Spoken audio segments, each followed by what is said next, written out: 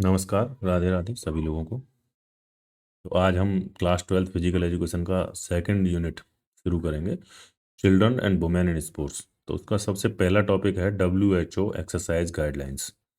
WHO ने world world health organisation, WHO की full form है वर्ल्ड हेल्थ ऑर्गेनाइजेशन, जो कि पूरी दुनिया में कॉमन कम्युनिटी की हेल्थ के प्रमोशन के लिए काम करती है। ऐसी इंटरनेशनल ऑर्गेनाइजेशन है WHO। तो इसने एक्सरसाइज की क्या गाइडलाइंस दी हैं फॉर डिफरेंट एज ग्रुप्स, किस एज के लोगों को कितनी एक्सरसाइज करनी चाहिए या फिर कितनी फिजिकल एक्टिविटी करनी चाहिए एक दिन में, इसके लिए इसने कुछ गाइडलाइंस निकाली हैं। उस पे ये पहला टॉपिक है इसका, तो आज हम इसे डिस्कस करेंगे। शुरू करते हैं। Why are guidelines important? Guidelines क्यों जरूरी हैं? Standardising health fitness for proper growth and disease prevention.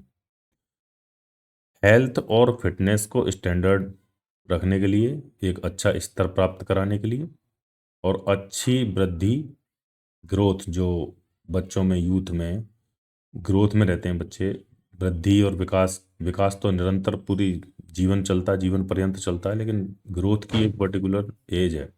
20-21 साल तक ही ग्रोथ में रहता है कोई भी बच्चा। तो उसे प्रॉपर वो ग्रोथ मिल सके, इस तरह की पॉजिटिव लाइफ स्टाइल में रहे, एक्टिव लाइफ स्टाइल में रहे। और डिजीज़ प्रिवेंशन, बीमारियों से रोकथाम हो सके, उनसे बचाव हो सके, इसलिए ये गाइडलाइंस WHO ने जारी की हैं सभी लोगों के लिए। तो सबसे पहले आते हैं इन्फेंट्स, जो कि छोटे बच्चे हैं, लेस देन 1 ईयर, 1 साल से भी छोटे। उनके लिए क्या बताया है WHO ने? इंगेज फिजिकल एक्टिविटी का है, engage in activity several times a day in various ways. Physical activity पूरे दिन में कई बार करें। जैसे पेट के बल जिसमें लेटा है, ये दिखाया है पिक्चर में, ऐसे बच्चा लेटा रहता है तो वो बैठना सीखता है 6 महीने के आसपास, फिर उसके बाद चलना भी सीख जाता है 1 साल के लास्ट तक।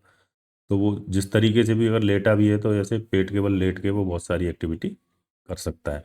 तो वो उसे करनी चाहिए several times in a day, पूरे दिन में कई बार। ऐसा नहीं कि उसे गोदी में ही घुमाते रहो तुम, तो वो उसकी ग्रोथ के लिए और हेल्थ के लिए अच्छा नहीं है।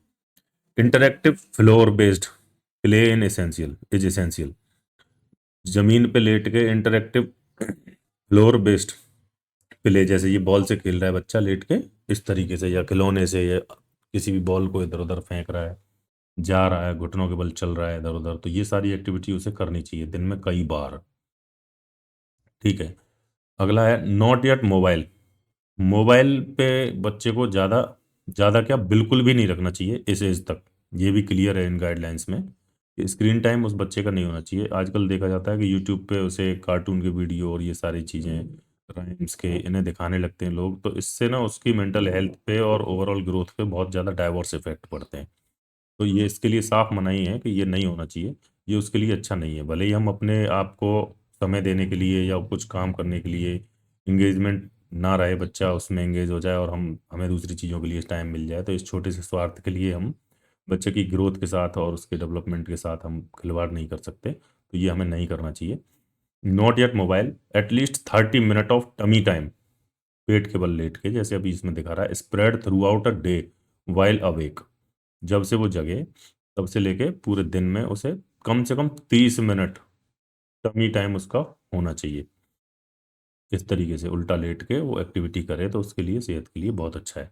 अब सेडेंट्री स्क्रीन टाइम के लिए स्पेशल दे रखा है। सेडेंट्री का मतलब यहाँ गतिहीन एक्टिविटी से है, जिसमें कोई गति नहीं है, कोई भी काम ऐसा कर रहे हैं जिसमें कोई हम गति नहीं कर रहे, बैठे हैं, बिल्कुल बैठे हैं आराम से। वो सारी चीज़ें, जैसे स्क्रीन पे मोबाइल देख रहा है बच्चा तो बैठा ही है ना उस वक्त, कोई फिजिकल एक्टिविटी नहीं कर रहा है, कोई एक्सर्सन नहीं हो रहा है। तो 0 मिनट्स ये बिल्कुल भी अलाउ नहीं है, मतलब zero. Screen time is not recommended. Screen time 1 साल के बच्चे के लिए बिल्कुल भी रिकमेंडेड नहीं है। जैसे मैंने बताया कि उसे वीडियो वगैरह ये नहीं दिखाने चाहिए बिल्कुल। Avoid restraining for more than 1 hour at a time. Prams, strollers, 1 घंटे से ज़्यादा स्टॉलर्स पे, प्रेम्स पे, इन पे भी उसे नहीं बिठाना चाहिए। ये भी सेडेंटरी टाइप की एक्टिविटी हो जाती है। वो बैठा ही है उसमें, तुम उसे लेके घूम रहे हो, तो वो अपने आप में खुद कोई फिजिकल एक्टिविटी नहीं कर रहा है। तो इसको भी ज़्यादा से ज़्यादा 1 घंटे, इससे ज़्यादा नहीं करना चाहिए एक टाइम पे। 1 घंटे से ज़्यादा उसको एक बार में नहीं इन चीज़ों पे इन्वॉल्व करना चाहिए। ये रहा बच्चों के लिए। अब देखते हैं चिल्ड्रन के लिए। चिल्ड्रन 1 से 2 साल के जो टॉडलर्स होते हैं उनके लिए फिजिकल एक्टिविटी है एटलीस्ट 180 मिनट, 3 घंटे of varied physical activity per day. किसी भी तरह की फिजिकल एक्टिविटी, वो कूदना, उछलना, ये सारी चीजें, रस्सी कूदना, ये सारी चीजें जो भी कर सकता है वो, उसे फिजिकल एक्टिविटी करनी चाहिए 3 घंटे कम से कम एक दिन में। Can include any intensity, light, moderate या विगोरस, किसी भी तरीके की थका देने वाली या बीच की या फिर बहुत हल्के मूवमेंट्स, किसी भी तरीके की, कुल मिला के उसे मिक्स्ड करनी चाहिए 3 घंटे।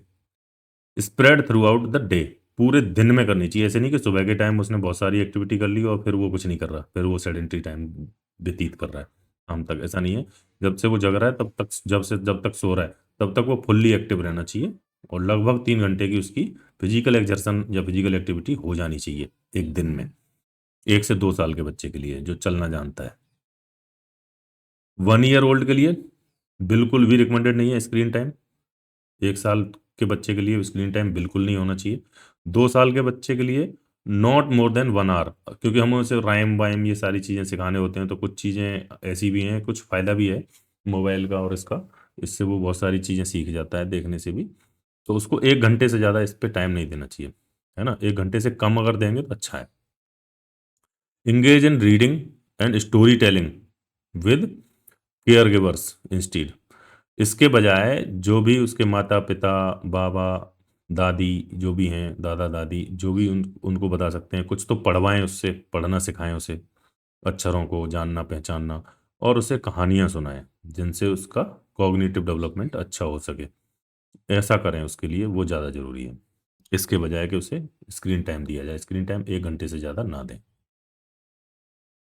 अब चिल्ड्रन 3 से 4 साल की जो एज के हैं उनके लिए है, इनके लिए भी फिजिकल एक्टिविटी का वही क्राइटेरिया है, कम से कम 180 मिनट, 3 घंटे, various physical activities per day.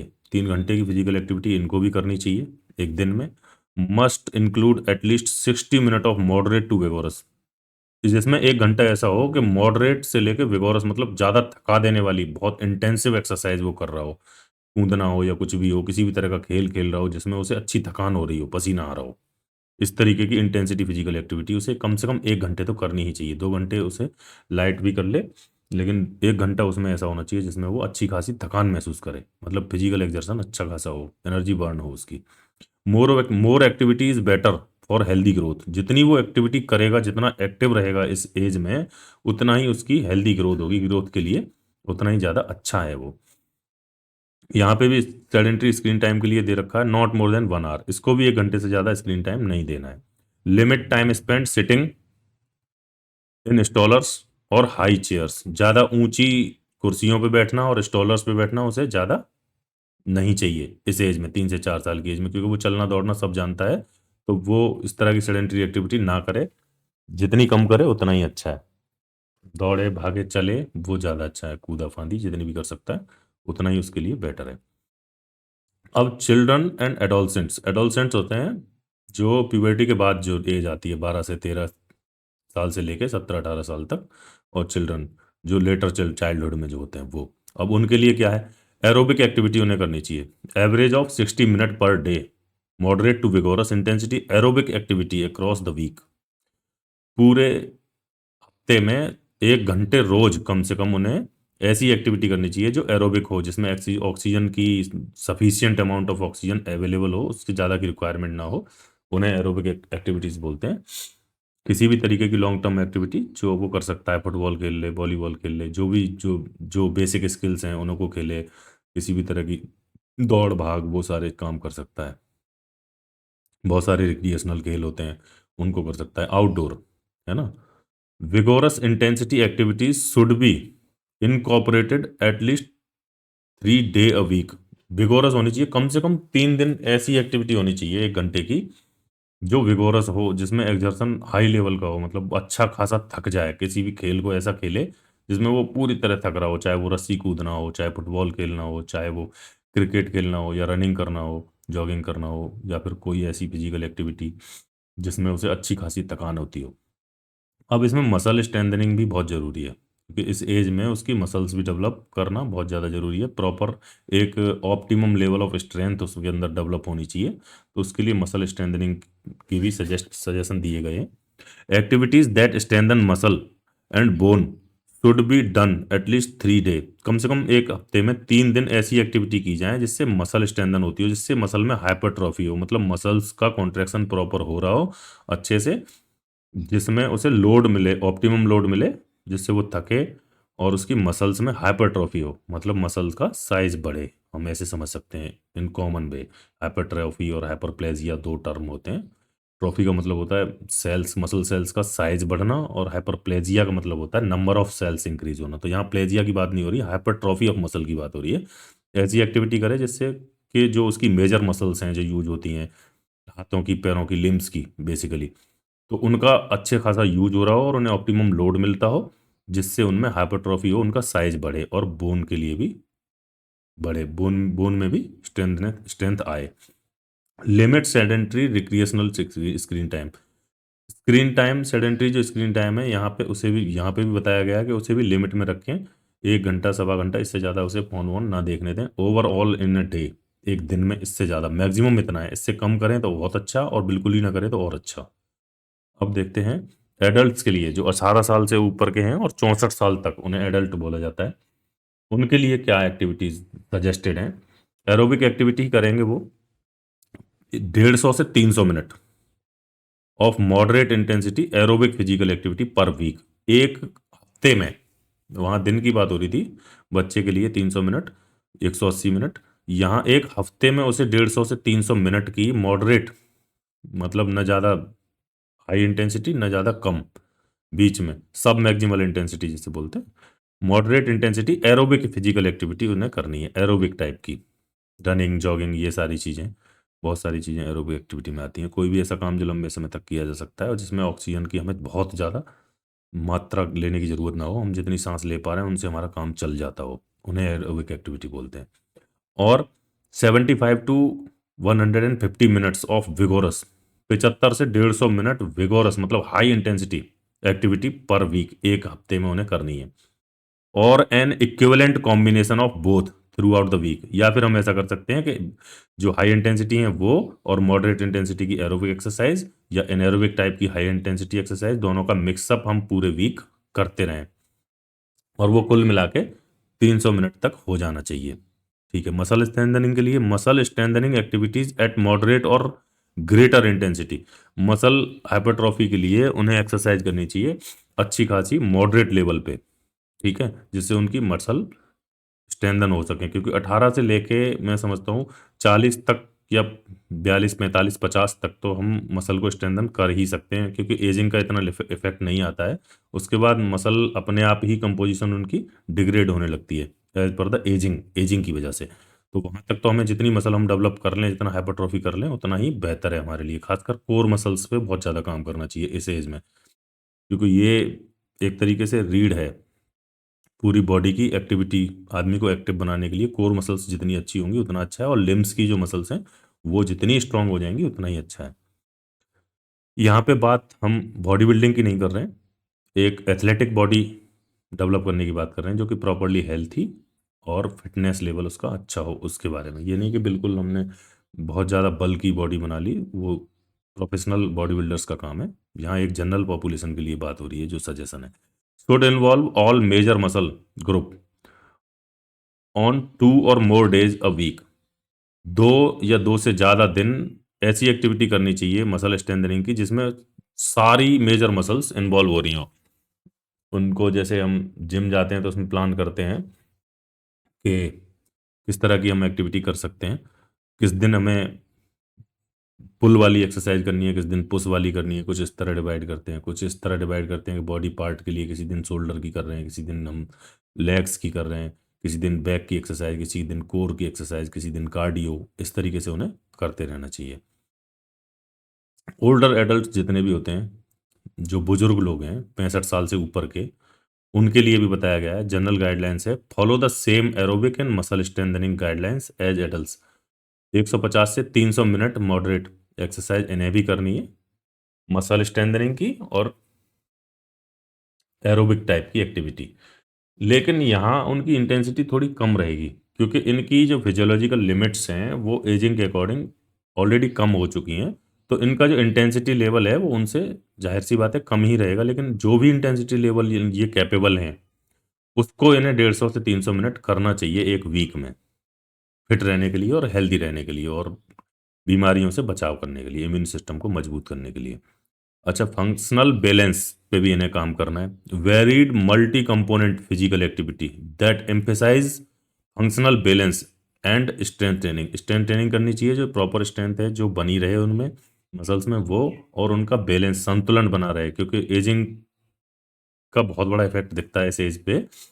तो इन्हें संतुलन बनाए रखने के लिए भी बहुत सारी चीज़ें करनी पड़ती हैं, और पोस्चरल डिफॉर्मिटीज़ भी होने के चांसेस रहते हैं। कमर वमर झुक जाती है कमजोरी की वजह से, तो उतना कमजोर नहीं होने देना है बॉडी को, मसल स्ट्रेंथनिंग रखनी है। स्ट्रेंथ ट्रेनिंग पे भी इन्हें काम करते रहना चाहिए, और बैलेंस के लिए भी कुछ एक्सरसाइजेस करते रहना चाहिए, जैसे कि इसमें दिया गया है स्ट्रेचिंग टाइप की एक्सरसाइजेस वो, और हल्की फुल्की जॉगिंग, और वो रनिंग भी कर सकते हैं, माइल्ड जॉगिंग कर सकते हैं, इस तरीके से जितना उन्हें उनकी बॉडी अलाउ करती हो, फिटनेस अलाउ करती हो। अ मॉडरेट और ग्रेटर इंटेंसिटी ऑन 3 और मोर डेज अ वीक, 3 या 3 से ज़्यादा दिन उन्हें एक वीक में मॉडरेट ग्रेटर इंटेंसिटी की एक्सरसाइज भी करनी चाहिए, मतलब उनके अकॉर्डिंग जो हाई इंटेंसिटी हो, मैक्सिमल इंटेंसिटी पे वो जितना कर सकते हैं उतना उन्हें करना चाहिए, कम से कम 3 दिन।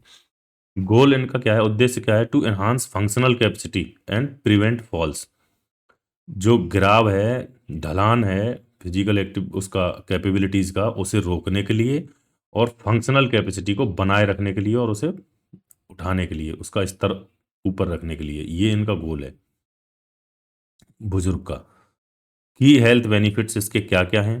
कार्डियोवास्कुलर हेल्थ इससे डेवलप होती है, रिड्यूस रिस्क ऑफ हाइपरटेंशन नहीं होता, उसका रिस्क कम होता है। कॉरोनरी हेल्थ, हार्ट डिसीज का रिस्क कम होता है अगर इस तरह की लाइफ स्टाइल हम डेवलप करते हैं, इन गाइडलाइंस को फॉलो करते हैं। एंड स्ट्रोक, जो भी हीट स्ट्रोक, कोल्ड स्ट्रोक जो भी होता है उससे भी हमें बचाव मिलता है, एक प्रॉपर हेल्थ मेंटेन होती है। मेंटल वेलबींग भी डेवलप होती है इस तरह के रूटीन से। Reduce symptoms of depression, depression के सिम्टम्स जो हैं वो रिड्यूस होते हैं, लक्षण कम होते हैं एंजाइटी के, दुश्चिंता के। Improves cognitive health, cognitive health भी अच्छी रहती है, क्योंकि कॉग्निटिव हेल्थ में भी बहुत डिक्रीज आता है एज के साथ। बहुत सारी चीज़ें, डायमेंशिया और ये सारी चीज़ें डेवलप होने लगती हैं, चीज़ों को जल्दी भूलना, कम याद रख पाना, ये सारी चीज़ें, तो इससे भी बचाव होता है काफ़ी हद तक। हेल्दी ग्रोथ होती है बच्चों में, जो ग्रोथ में इंश्योर हेल्दी मस्कुलो स्केलेटल, मतलब मसल और bone tissues, bones and muscle and joints in children. बच्चों में इनकी अच्छी ग्रोथ होती है, मसल्स की, बोथ बोन्स की और जॉइंट्स की, इन दोनों की। Fall prevention, improves balance and prevents falls and fall related injuries in older adults। जो बड़े बूढ़े बुजुर्ग जो हैं उनमें फॉल, गिरने की और ये सारी चीज़ें, इनकी संतुलन बनाए रखने की, बैलेंस उनका अच्छा रहता है, तो प्रिवेंट होता है, गिरने से प्रिवेंट फॉल्स, बैलेंस डेवलप होता है, और इंजरी होने के चांसेस कम रहते हैं उनमें।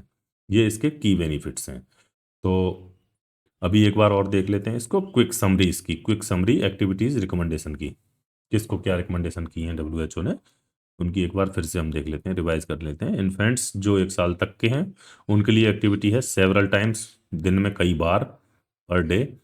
की फोकस है इनका फ्लोर प्ले और टमी टाइम, पेट के बल लेट के एक्सरसाइज करना, हाथ पैर मारना और जमीन पे फ्लोर पे खेलना, ये की फोकस है। और स्क्रीन टाइम इनके लिए 0 मिनट। 1 से 2 साल के बच्चों के लिए 180 minute per day. Varied play, any intensity, किसी भी इंटेंसिटी में, वेरियस तरह तरह से खेलें। और 1 से 60 मिनट, 0 से 60 मिनट तक स्क्रीन टाइम इनका रह सकता है, 1 घंटे तक। 3 से 4 साल के बच्चों के लिए 180 मिनट पर डे और 60 मिनट विगोरस एक्सरसाइज कर सकते हैं वो, 60 मिनट कम से कम की फोकस है इनका, 60 मिनट विगोरस एक्सरसाइज करने का, जिससे उन्हें स्ट्रेंथन मिले। और मैक्सिमम 60 मिनट का, इनका 1 घंटे का मैक्सिमम उनके बराबर ही स्क्रीन टाइम होना चाहिए। 5 से 17 साल के जो एडल्ट, जो लेटर चाइल्डहुड के या एडोलसेंस के बच्चे हैं, उन्हें 60 मिनट पर डे एरोबिक और स्ट्रेंथ स्ट्रेंथ की एक्सरसाइज 3 दिन एक वीक में कम से कम, और एरोबिक रोज इतना करना चाहिए 300 मिनट तक। और लिमिट रिक्रिएशन, रिक्रिएशन इनका लिमिट में रहना चाहिए, ज़्यादा रिक्रिएशन ना करें, और फिजिकल एक्टिविटी एक्सर्शन वाली ज़्यादा करें। ठीक है, एडल्ट 18 से 64 साल के, उनके लिए 150 से 300 मिनट पर वीक एरोबिक और स्ट्रेंथ एक्सरसाइज कम से कम वीक में 2 दिन, और इनके भी सेडेंट्री जो लाइफ स्टाइल है उसको लिमिट में रहना चाहिए, वो ज़्यादा ना हो। और 65 साल से ऊपर वालों के लिए है कि वो अपने बैलेंस के लिए और स्ट्रेंथ को मेंटेन करने के लिए, फिजिकल कैपेबिलिटीज जितनी भी हैं उनको मेंटेन करने के लिए जो भी एक्सरसाइज अपनी इंटेंसिटी से कर सकते हैं, 2 से 3 दिन हाई इंटेंसिटी पे, बाकी डेज में एरोबिक एक्टिविटी, स्ट्रेचिंग, ये सारी चीज़ें वो करते रहें, तो उसके लिए वो उनके लिए अच्छा है। तो उम्मीद है ये कंसेप्ट क्लियर हो गया होगा। इसके रिगार्डिंग कुछ भी क्वेश्चन हो तो कमेंट बॉक्स में पूछ सकते हैं, मैं प्रयास करूंगा उनके आंसर देने का। धन्यवाद। राधे राधे।